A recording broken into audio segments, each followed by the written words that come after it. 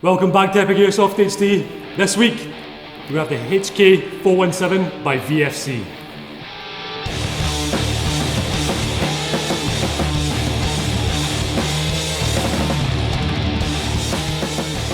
Okay, we're back again with another Sunday gun review. This time it is one of my favourite real steel guns. It is the Heckler & Koch 417. This one is made by VFC, so externally quality is absolutely gorgeous. It's licensed by Umarex, who have done their best actually to keep the trademarks off this gun, which is a really big thumbs up to those guys because it has been a problem for me before, especially with KWA guns and the other VFC 416s of early days. Anyway, forget about that. Let's go straight onto the gun and have a look at some of the features. I will start from the front this time. Features the kind of birdcage style flash hider. Found this quite odd when I took this apart there after the unboxing. The thread is not where you would think it is actually. It's right down next to the sling point at the front here. I mentioned that too. You've got a sling point either side, so it's ambidextrous sling mount, which is a good news for you guys who are lefties. Alright, we'll take this off just so I can expose this. And the inner barrel actually runs out a little bit. So you're going to have to look for, if you're going to put a suppressor on something like this, I guess that's ideal because you've still got an extra bit of barrel length on there for you guys that like barrel length and think that's important. Alright, screw this back on quickly, counterclockwise, obviously. Threads on this are really nice, well engineered. Nothing like your kind of China soft guns that you get where the threads look like they're going to come apart. Alright, the res rail on the front here is solid aluminium. It is machined beautifully. The edges are actually pretty rough, so you're going to have to watch your fingers on there if you're a bit of a wuss. You've got nice lug nuts here as well. Those will take a large Phillips screwdriver or even a flathead screwdriver, and you can actually take the whole res rail straight off there if you need to do that. Beautifully engineered. Absolutely wonderful. You even get your gas adjuster on the front there so you can kid on that you're selecting it for a kind of silenced approach or just your standard run and gun. Alright, moving on again, let's have a look at the sights actually. Heckler & Koch style diopter sights, great. One of the best sights you can use in real steel and as well for airsoft, because you've got all that space as well to look down the gun, and I really like the foresight on it, and of course the diopter style at the end here. You get some nice increments for range, and of course one in there for CQB, which is the large aperture. It's really good because you can see around your target where it is, and of course in CQB you're not really dependent on those accurate shots. It's always quick snapshots on your enemies. Full length top rail, you can get your double kind of your EOTech and magnifier set up on top there, absolutely no problem at all. In fact, you could probably even put a peg box on there as well if you like that kind of thing. Underneath rail, of course, you can accommodate torches, vertical foregrips, even a Magpul AFG I think would look awesome on this gun. Moving on to the body, beautiful trademarks, really well done. Only thing that lets it down, even if you can call it that, is a little Cal 6mm BB to put above the pistol grip there. Not too fussed about that, it's tiny so it's really hard to see. Switch round to the other side, and of course you've got the HK logo, HK417D, which is the length of the gun itself, and the actual real caliber trademarks on this side, which is pretty cool. Nice little serial number there, and of course your selector switch has the beautifully engraved semi and full auto switch there. Fire selector is really stiff. The one in the shop that I picked up wasn't quite as stiff as this, it was actually better. But this one here, I guess you can adjust that with a little Allen key head. We'll give that a go later on. Right, switch it back to safety. We'll have a look at something else. The club stock in this is not everyone's favourite, but there is a reason for that. It's obviously the right crane stock to be put on this, but because of the large calibre, the stock tube is non-standard and it is a lot bigger than your standard stock tube that you would get on the 416 or indeed the M4. As you can see there, much larger in diameter. Now, the good reason for that is battery accommodation. Inside the club stock / crane stock, you can actually twist this off and out that comes. That's really nice. It's a convex style, so it's good for plate carriers and things like that. And of course you've got your Tamiya connector here. Those of you guys like Deans are going to have to change that out. But you also have little ports there for putting your crane stock lipos in, and I can actually get a lipo inside the stock tube, no problem. So there's no modification needed to put lipos in, and it accommodates it really nice and neat. So I really like that about that. Of course the nice big stock is really chunky and it looks really intimidating, this gun. Let's put this back on, hopefully the right way around.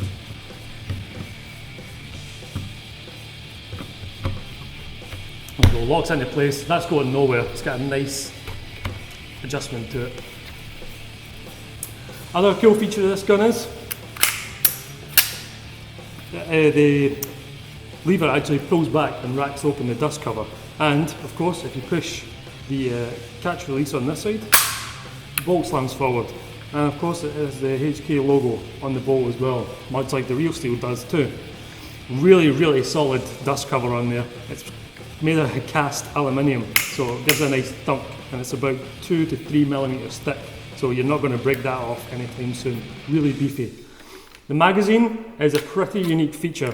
First kind of magazine that I've seen anyway. I know there's other airsoft guns out there that have the feed lips on there, but it keeps away from the actual airsoft mechanism, and if you actually stand it like that, it looks like the real rifles.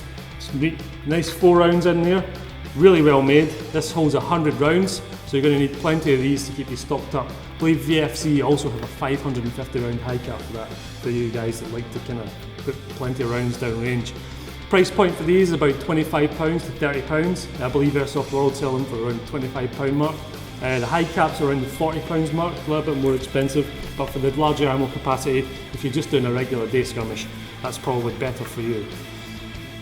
Problem with the mags is pouches. I've got a G36 M14 pouch, and I'm going to try and put it in there. I've not attempted this yet, but I don't think it's going to go in. Actually, there we go.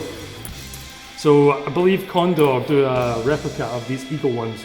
So if you're going to look for mag pouches for the 417, these are absolutely ideal. You can fit 2 of them in there, really nice and neat. So that's pretty cool. Good news for that. Put that to the side again. Put this back in the gun. So obviously you've got a nice top rail here, you've got a DMR style weapon that you can also use for CQB. The overall length is actually pretty short. If I put the stock tube out here, it's going to accommodate some really large players, and of course when you slide it back down there, it accommodates me pretty nice. I'm going to go ahead and put a scope on this and see how it looks. Okay, I went ahead and I've put the Utg Scope that I had bought for me. Beautiful little scope on there.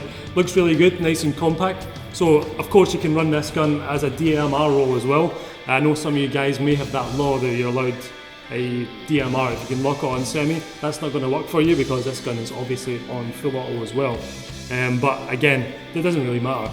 If you're going for looks, which Airsoft is, let's face it, is about 70% of Airsoft is going for looks. It looks tremendous, just look at that.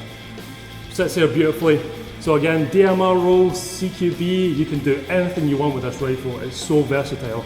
Get grenade launchers on here, all sorts of things. You can mag pull this up as much as you like. One of the things I forgot to mention before I put the scope on was this really nice HK style pistol grip. You've got a little wheel here as well that unlocks. And if you look in there closely,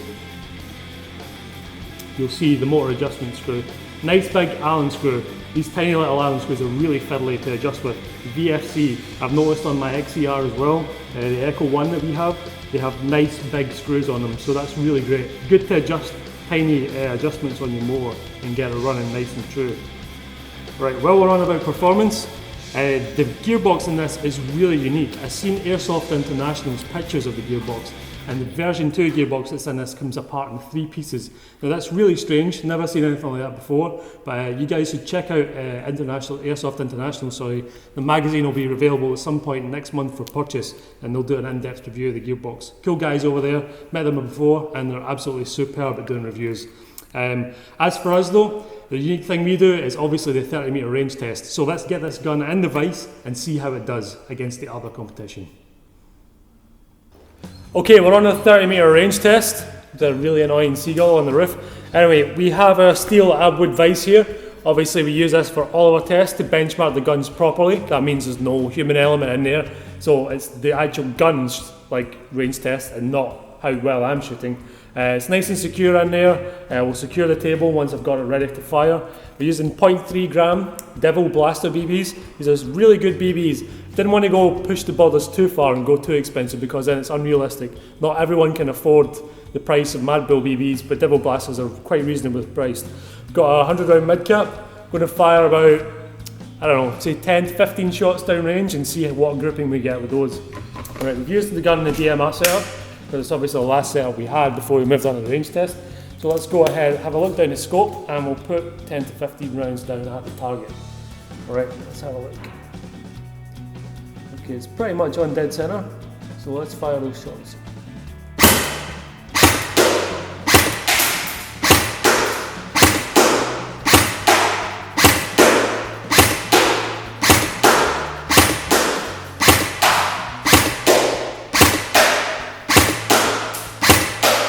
Alright, that'll be enough for that. Okay, have a look at that target, and then we're going to move on to a fully automatic test. Okay, I've had a look at the semi-automatic test, now we're going to move on to fully automatic. We normally fire about 3 volleys of quick bursts, so we're going to do the same again and see if we get a different grouping with it being fully automatic. Generally tend to see, oddly, that it changes, varies quite a bit actually from semi-auto to full auto. No idea what that's all about. Kind of mind-boggling physics, but we don't care as long as it shoots better with one of the two we don't want to use. Alright, now that the target's ready, I'm going to go ahead and fire those rounds.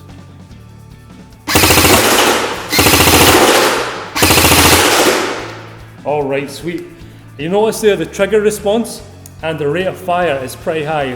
We're only using a 7.4 volt 30C LiPo. I mean, that's not kind of expected to have kind of high rate of fire, so the gun is actually, the gearbox that VFC have engineered is quite efficient, and it's given us a nice good rate of fire and a nice crisp trigger response, and that is really important when you're buying a gun like this. If you want to spend 420 pounds on a gun, you always expect it to perform as well as the price mark is. So we'll have a look at that fully automatic target, and then we'll go in further into the gun. Okay, I'm excited to see what the auto target did, but let's have a look at the semi one. Alright, as you can see, the spread was quite varied vertically, although horizontally it's actually okay. That could be due to the hot rubber just getting hotter. With semi-auto it doesn't really heat up as much as it would in full auto, but it's actually really good. I'm well impressed with that. One thing I did notice though, with the hot point fully off, it was still lifting 0.25s really far. So I reckon if you put 0.2s through this gun, you're actually going to sky them and you're not going to be able to run them. When you're running a gun that shoots 350, 360 FPS like this gun does, you want to move on to heavier BBs, at least 0.25s. 0.28s, 0.3 grams are absolutely perfect for this. If you want to run heavier, 0.32s, 0.35s, go ahead and do that. This gun will chew them up all day long. They're absolutely fantastic. Alright, let's have a look at the auto test. Look at this peppering right here. That cluster is absolutely perfect for airsoft. The 30 metre range, when you're getting something like that, that's about 1.5 inch diameter grouping. Not a lot of movement vertically and horizontally, that's perfect. If you've got this gun aimed at someone's chest with a scope like that, you're going to hit them every single time with full auto. That is absolutely incredible. I really like this gun. I'm really glad that it performs well, because I really want to add this to my own armoury, because when I look for a gun, I want it to look as good as it performs, and this certainly does that. Just look at that nice cluster. That's about just about ping pong ball sized for a reference. That is really good. Very happy with that. Just look at the gun though. Who wouldn't want one of these? All you guys, you need a bit of German in your life. You must have a German gun in your airsoft armoury, and if it has to be, it must be a Heckler & Koch. Just look at that.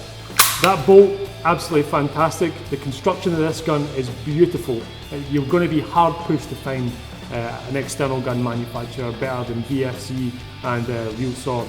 And VFC certainly do the M4 side, Real Sword certainly do the AK side of airsoft gun externals.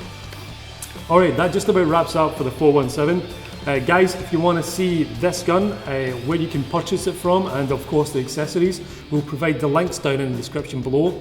Check that out. Don't miss out AirsoftWorld. They're a great airsoft retailer. They help us out a lot along the way with their reviews and other things, other bits and bobs, so check them out. Show them some love on Facebook as well. We'll put their links down there. My own personal Facebook link is down there too, and of course EpicAirsoftHD's. Hit a like on there, you can see what's coming up soon. We've got some other nice guns coming up.